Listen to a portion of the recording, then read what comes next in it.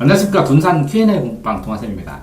이제 문학 어떻게 공부하자고 이렇게 질문을 하셔서 이게 기출부에 있는 그 정리 잘 된 게 있으면 추가 해설을 하려고 했는데 뭐 특별히 이렇게 보이지 않아서 일단은 이제 급하게 이렇게 1차 설명을 하고 다음번에 이제 정식으로 잘 찍어서 설명을 드리도록 하겠습니다.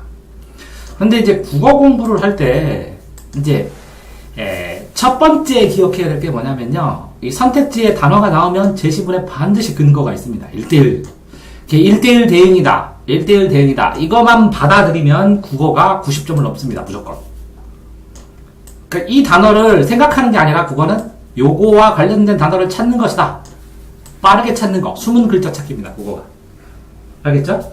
국어는 무조건 근거가 있습니다. 없으면 선생님들이 말빨이 너무 세가지고 답이 여러 가지가 돼갖고 소송이 걸립니다. 그럼 문제가 많겠죠? 그러니까 꼭 근거가 있습니다. 국어는. 두 번째로 공부해야 될 게 용어를 공부해야 됩니다. 비유법, 지급법이 뭐야? 은유법이 뭐야? 상징가 뭐야? 반어와 역설의 차이가 뭐야? 뭐 이렇게 감정이입이 뭐야? 뭐 이런 것처럼 용어를 공부를 해야 되고 그 다음에 관조가 뭐야? 관조가 뭐야? 속마음을 보는 것, 속마음을 비춰보는 것, 뭐 이런 것처럼 용어를 정확하게 이게 나오는 학습 용어거든요. 학습 용어를 알아야 되고 그 다음에 이제 기본 이론을 시의 특성, 소설의 특성, 뭐 이런 기본 이론을 알아야 됩니다. 뭐 시조의 특성, 뭐 이런 거. 그 용어를 끝내면 그 다음에 이제 기억해야 될 건 주제, 중심주, 펼칠제. 그럼 중심 생각. 그럼 중심 생각 주제가 뭐냐? 그럼 제목이 주제로 들어간 눈이에요. 눈목자. 그러니까 제목에다가 줄거리 플러스에다가 간단한 특징 플러스하면 한 줄 정리가 되거든요. 한두 줄로. 그래서 한 줄이나 두 줄로 누적해서 정리를 하고 이거 달달달달 외우면 이걸 기억한 다음에 1대1로 찾잖아요. 그러면 용어만 알면 다 풀 수 있습니다. 그리고 한 단계 더 나가서 이런 문제 유형은 스타일은 이런 방식으로 풀어야 된다. 라면 속도가 빨라지죠. 그러면 꼼꼼하게 읽을 수 있죠. 어떤 거는 빨리 풀면. 그러면 점수가 90점이나 100점이 나오는 겁니다. 그래서 제일 중요한 건 뭐라고요? 1대1 대응. 근거가 있다. 두 번째는 뭐라고요? 기초 영어 다 공부했느냐? 기본 영어. 기본 이론 아느냐? 그 다음에 줄거리 누적해서 암기했느냐? 외우면 그걸 바탕으로 해서 이런 줄거리야. 그럼 금방 찾습니다. 뼈대를 하니까. 그런 다음에 이런 문제 유형은 이렇게 푸느냐? 이렇게 단계적으로 공부를 해야 됩니다. 자, 그런 다음에 국어 공부 방법이고 그 다음에 이제 문학입니다. 문학과 비문학으로 나눠요. 문학은 시, 소설, 희곡, 수필 4대 갈래가 있고 그 다음에 비문학은 설명문, 논설문, 뭐 편지글 이런 것처럼 문학이 아닌 겁니다. 문학은 이제 예술성이 있는 건데 크게 나눠서 고전문학하고 현대문학으로 이렇게 나눕니다. 고전문학과 현대문학으로. 근데 고전은 옛날에 쓴 건데 이 고전문학으로 고3 돼서 틀리지는 않습니다. 내신할 땐 틀려도. 왜 그러냐면 하도 많이 풀어서 많이 풀다 보면 고전문학은 정해진 문장이 몇 개 안 남겠지. 옛날 사람이 다시 태어나서 쓰는 건 아니니까. 그렇기 때문에 양이 적습니다. 그래서 고전 운문 시가 배우게 되면 쭈루룩 배우면 내용 다 알게 되는데 기본적으로 이 어떤 단어들을 해석하는 방법, 단어들의 뜻, 괴실이 없어라, 그럼 사랑하다 이런 것처럼 일정 부분 외워야 될 단어가 한 300개, 200개 정도 됩니다. 200개. 200개 정도의 단어를 외우면 줄거리 알면 나중에 다 풀 수 있습니다. 그래서 고전소설, 이게 운문은 시예요, 시. 리듬이 있으니까 이건 운문이라 그러고 나머지를 다 산문이라 그래요, 산문. 근데 이 산문, 소설, 고전소설은 내용이 어려워 보여도 사람별로, 인물별로 분류를 하면 이렇게 동그라미는 왕, 세모는 신하, 네모는 종, 뭐 이런 식으로 사람별로 분류를 하잖아요. 그래서 사람별로 동그라미를 쳐요. 왕이 얘기하면 동그라미, 다른 사람이 얘기하면 또 세모. 이렇게 그 다음에 어떤 사람이 얘기하면 예를 들어서 조그맣게 이렇게 네모, 아니면 이거는 동그라미 이렇게 구분해서 치면 이 사람이 이 얘기했구나 하면 줄거리가 잡혀요. 그래서 소설도 별거 없어요. 수필도 어떤 깨달음, 어떤 내용을 쓰고 어떤 깨달음을 쓰기 때문에 그냥 읽을만 해요. 자, 근데 고전소설은 다 거의 배운 거 나오죠. 그런데 여기 나오는 단어들이 낯설으면 고전 문법은 공부를 해야 돼요. 그래서 문법, 상하, 뭐 문법 기본적인 흐름, 변화 기본적인 문법이 어떻게 변화했는지 고전 문법이 한 다음에 꼭 고전 문법은 문제를 풀어봐야 돼요. 그래서 문제를 풀어봐서 아 이런 식으로 적응하는구나 그래서 확인하면 거의 수학하고 똑같아요.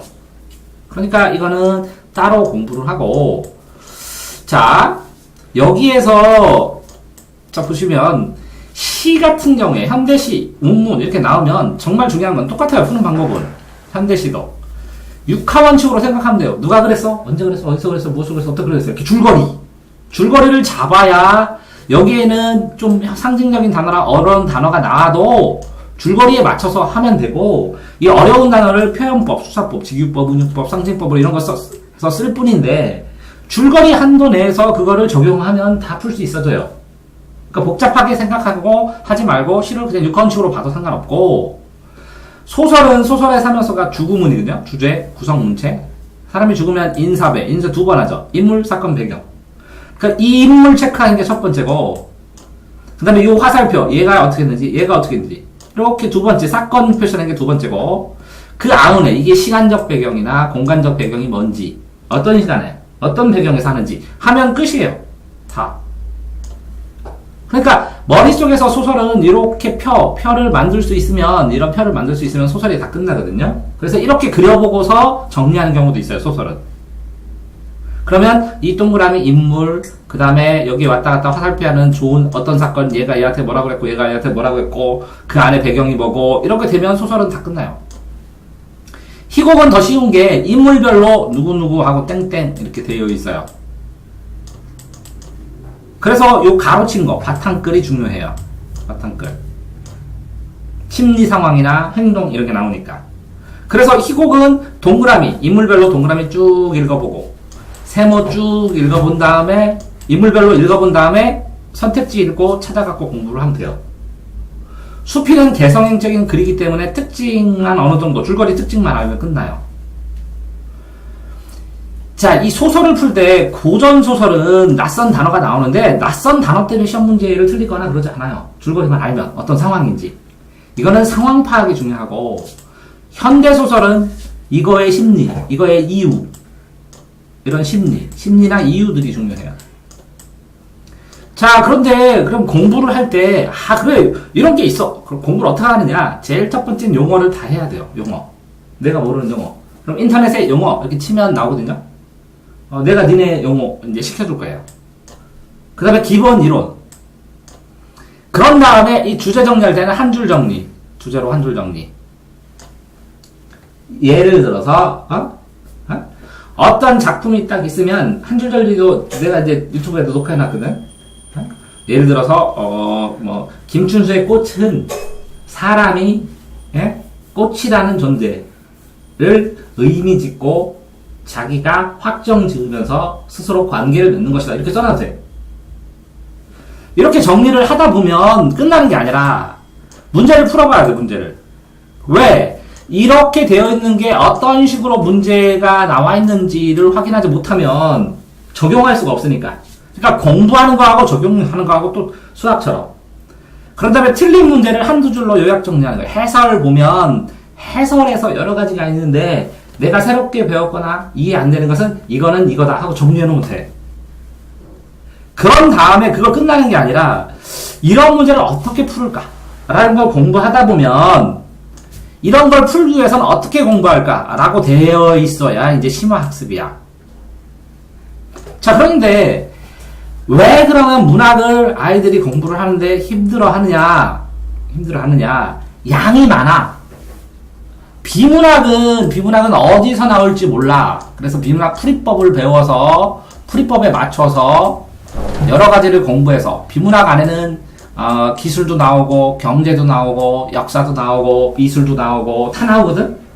어디서 나올지 몰라. 모르기 때문에 이거는 포기하고 풀이법만 연구를 하는데 문학은 확정돼 있어. 확정돼 있기 때문에 18종 교과서라는 게 있거든. 다 모여져서 거기에 시험에 출제될 만한 모든 게 나왔어. 그럼 여기에 문학작품 시도 있고 소설도 있고 희곡도 있고 수필도 있지. 네. 중학교 때 도서관에서 책 빌려서 읽듯이 읽으면 돼. 그럼 기초가 계속 쌓여. 나중에 수학이 어느 정도 정리되면 이거 읽게 해줄 거야. 이해됐어요? 근데 어느 정도 이렇게 쭉 읽어서 되는 게 아니라 이렇게 주제로 이렇게 한 줄 정리를 하게 되면 굉장히 누적이 많이 돼. EBS 같은 경우에도 다 해야 되거든, 나오는 경우에. 그래서 EBS 한 줄 정리해서 내가 녹화해서 찍었거든. 유튜브에 있거든. 한 줄 정리.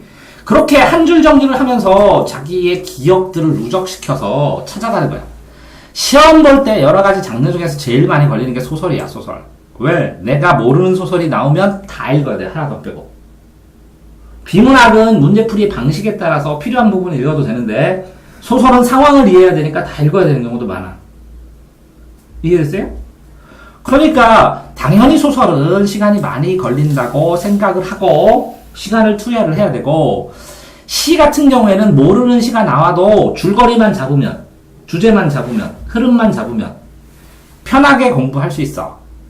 근데 이 시는 풀이를 하고 공부를 할 때 어떻게 하냐면, 이 시가 있으면 이 맞춤표 있는 거를 끊어서 이렇게 한 단락이라고 생각하고 끊어서 여기에 중요한 단어들을 골라서 이렇게 쭉 연결시켜주게 공부해야 돼. 그러면 주제가 나와. 줄거리. 그러니까 줄거리를 기억하면 돼. 그래서 국어도 암기 과목이야, 실제로는. 왜? 전체 흐름이나 주제나 줄거리를 공부를 하게 되면 나머지 그거를 기억하고서 세부적인 걸 찾아야 빨리 찾지. 그걸 다 시험장에서 읽어갖고 세부적인 걸 찾아 나가려고 하잖아. 주제를 찾아내면서. 그럼 시간이 몇 배로 걸려. 그런데 보통 이걸 공부할 수 있게 보통 기출비 같은 데 보더라도 여기에 이 시의 특징은 뭐고, 관점은 뭐고, 특색은 뭐고, 여기 줄거리는 뭐고, 구성은 뭐고 해서 이렇게 정리된 것들이 있어, 파일들이. 이걸 쭈루루룩 읽어본 다음에 자기가 한두 줄로 자기가 기억하고 싶은 거, 기억해야 될 것만 딱 정리를 하면 문학 공부에 출발은 돼. 그런데 이렇게 정리된 것들이 책으로 팔아. 그러니까 문학 공부를 어떻게 해요? 라는 거의 출발점은, 자, 1대1로 근거되고 용어 알면 주제나 줄거리, 제목, 줄거리, 특징을 한두 줄로 기억을 한 다음에, 그지? 그럼 여기까지지. 여기까지 혼자 도달을 한 다음에, 그 다음에 문제를 풀면서, 이 틀린 문제를 어떻게 풀지를 연구하는 게 문학 공부야. 시험에 맞춰서 하는. 이해됐어요? 응? 여기서 질문 없어? 자, 여기에서, 자, 동아쌤이 이거, 용어도 녹화해 놓은 게 하나 있고, 이렇게 한 줄 정리한 것도 유튜브에 녹화하는 것도 있고, 이 유형별 풀이법도 녹화해 놓은 게 있고, 그쵸? 이 문법도 총론하고 변화 녹화하는 거 있고, 이 단어 해석법, 고전 읽는 법도 녹화해 놓은 거 있고, 요 200개 단어 설명도 녹화해 놓은 거 있고, 시풀이법도 녹화해 놓은 거 있고, 그 다음에 여러 가지 문제 푸는 방법, 이렇게 풀이법, 잡는 방법 녹화해 놓은 게 있어. 그치? 그럼 나중에 이제 문학 공부하는 걸 이거보다 더 자세하게 이제 글자로 써서 정리를 해주겠는데, 자, 그러면, 자, 이제 설명을 했지? 문학 공부 첫 번째 어떻게 해야 될 것 같아? 응? 용어. 그치, 용어부터 해야 돼, 용어. 두 번째는 많이 읽어야 돼, 그치? 그래서 제목, 줄거리, 특징이 있는 거.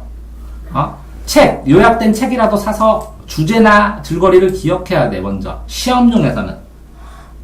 그치? 그러니까 시간이 걸려. 18종을 다 읽으면 좋은데, 안 되면 요약된 거라도 봐야 돼. 안 되면 적어도 EBS는 봐야 돼. 이해됐어요?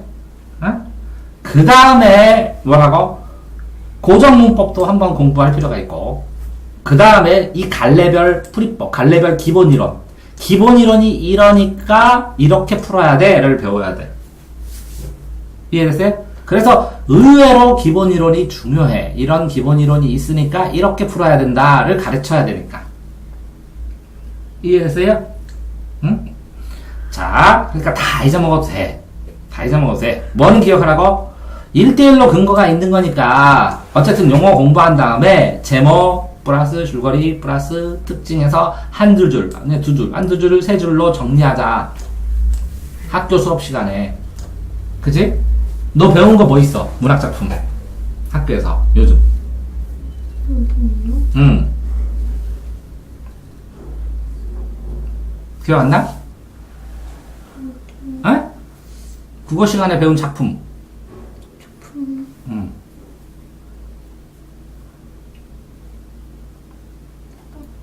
딱히 기억 안 나? 예를 들어서 땅끝에서 이렇게 쓰면 땅끝에서 줄거리가 뭔지 얘기할 수 있으면 다음번에 땅끝에서 풀 때 굉장히 빠르게 읽고 이 줄거리에 맞추어서 보기 때문에 엉뚱한 생각을 안 한다고. 1대1로 찾기 쉽다고. 이해됐어요? 자, 그러니까 문학 공부 기본적인 출발은 뭐라고? 용어 암기, 제목 줄거리 특징 암기 한 다음에 문제 풀고 그 틀린 거를 다시 맞추는 방법을 자기가 연구해야 된다고. 이게 되게 기본적인 거예요. 그러니까 국어도 기본적인 암기를 하면 80점, 90점까지 순식간에 올라간다 라고 생각하시면 됩니다. 됐죠? 수고하셨습니다.